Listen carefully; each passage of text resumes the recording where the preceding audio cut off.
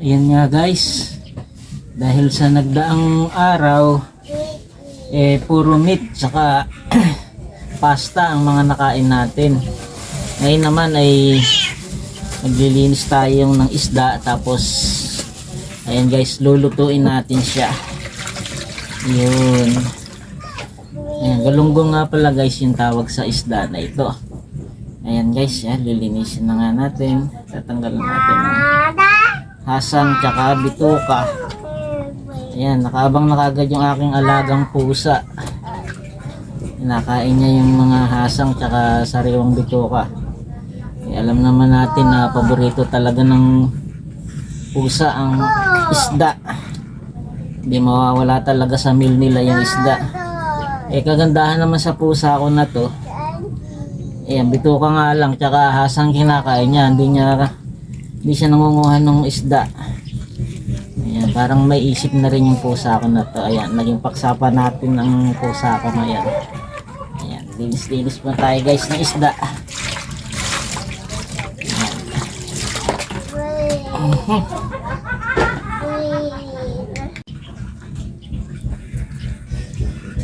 Ayan nga guys, malinis na ang isda natin. Natanggal na ko ng bituka tsaka hasang. Nagtataka kayo guys, hindi lumalapit yung kamay ko sa video, pero nag-o-off tsaka on yung aking video. Ito lang guys yung aking sikreto para sa pagkuha ng video, hindi na kailangan lumapit sa mga camera. Guys, ito may remote control ako guys. Ayan, Bluetooth siya guys, at ayan, nakakonect na siya sa aking cellphone. So siya siyang nag-o-off tsaka nag-o-on pag pinindot ko rito. Ayan, pipindot ko guys, ayan, mag-stop yan. O ayan guys ha, nag-open. May tip na ako sa inyo para sa mga tulad kong mga vlogger at content creator. May tips na ako sa inyo para hindi kayo nahihirapan sa inyong pagba-vlogs. Ayan, malinis na guys siya. Ayan, preparing sa ating paglulutong isda. Ayan, diba? Kakalat Okay naman na okay. Biel. Ayan nga ang aking baby, nahawakan yung ating sangkap sa pagluluto. Andyan na isda. Dito ang gulay, daon ng kamote at daon ng sili, kamatis at sibuyas. Ayan, ayan ang ating ingredients sa ating lulutong isda na sinigang. Ayan, tinuturo pa ng aking anak na si Kobiel. Ayan, luluto na natin guys. Tayo ay magpupunta sa kalan at sasalang na natin. At ito na nga guys, dito natin isasalang ang sinigang na isda.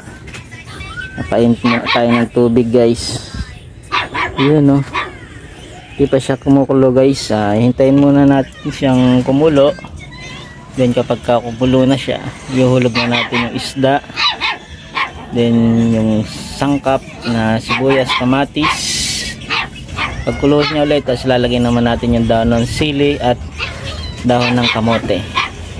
Kaya guys, hintayin natin siyang kumulo. Yun. Kaya guys, ganda ng apoy natin guys, dire-diretso. Dagdagan natin ng kahoy. Tapos na rin yung kahoy ng kalan para dire-diretso uli ang pagleb ng ating kalan. Ayun nga, hanggat nagluluto tayo, meron pa tayong gatas. Ayun inom tayo ng gatas guys. Masarap ang gatas sa umaga. Ayan. Ayan na nga, hanggat nagluluto tayo ay ito, nag-aabang na rin maluto ang ating ulam.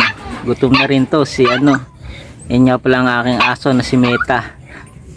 Yung Meta pangalan niya guys. Kaya gugutom na rin siya. At yan nga guys, kumukulo na ang ating tubig. Lagyan na natin ng kamatis at sibuyas. Yun. Yun Yan, lalagyan na rin natin siya ng sangkap. Bitsin, asin.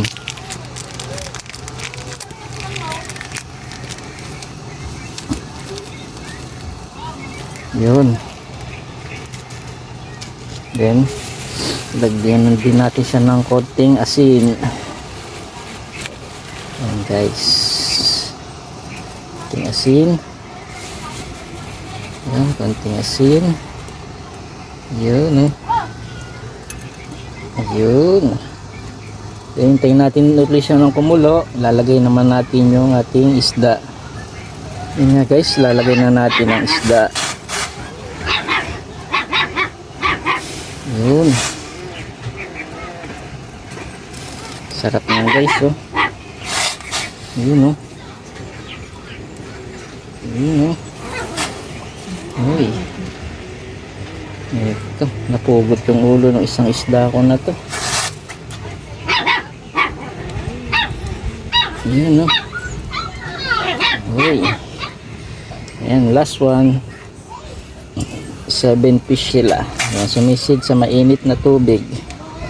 Hintayin natin ulit kumulo ng kumulo hanggang sa maluto. Then panghuli natin ihulog yung dahon ng kamote at sili.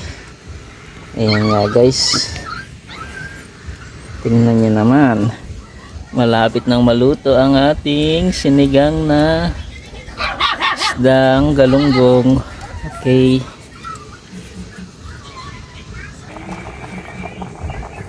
Ayan nga guys. Kumukulo na siya, oh. Lakas ng apoy natin. Ihulog naman natin tong ating mga green leaf vegetable. Ayan. Ayan. Dahon ng ano yan guys, sili at kamote. Yun. Yun. Sarap. Dahil nga ang nakaraang mga araw ay puro meat at pasta ang ating kinain, magluluto naman tayo ngayon ng green leafy vegetable with fish. Ayan, sinigang na isda. Ay, lubog natin yung dahon ng kamote at sili para maluto siya.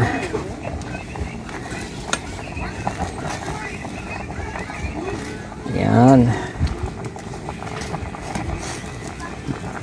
Tikpan natin tuloy natin guys kung okay na ang kanyang lasa.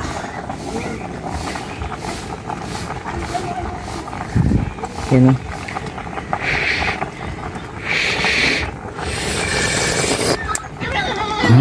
Sarap. Ayan guys, hintayin na natin siyang maluto.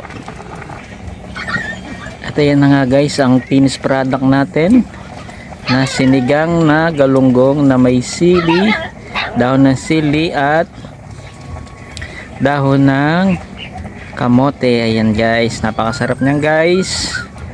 Ayan, thank you for watching guys. At siya nga pala guys, nakalimutan ko, please follow, like and share. Ayan po, then comment po kung nagustuhan nyo ang video na ito. Maraming salamat.